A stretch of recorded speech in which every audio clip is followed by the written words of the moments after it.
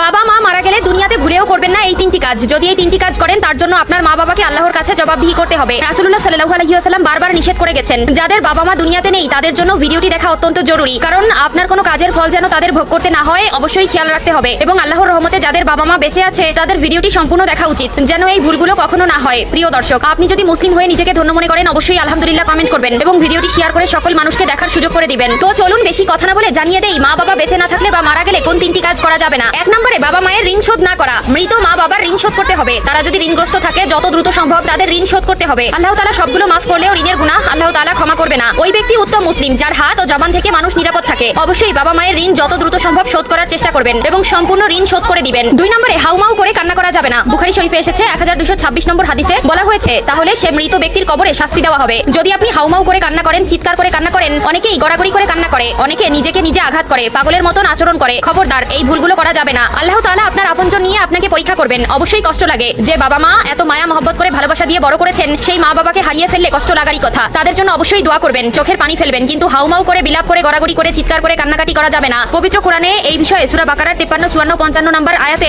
স্পষ্ট করে বলে দিয়েছেন, না জানার কারণে সংসার জীবনে আমরা এমন কিছু ভুল করি যার জবাবদিহিতা আমাদের বাবা মায়ের করতে হয়। তারা দুনিয়ায় বেঁচে থাকতে যেমন আমাদের তাদের উপর দায়িত্ব রয়েছে, ঠিক তেমনি তারা মারা গেলেও আমাদের দায়িত্ব রয়েছে। অবশ্যই 3টি বিষয় সকলে জেনে নেবেন এবং কোনোদিন এই 3টি ভুল করবেন না। 3 নম্বরে যে কাজটি করা যাবে না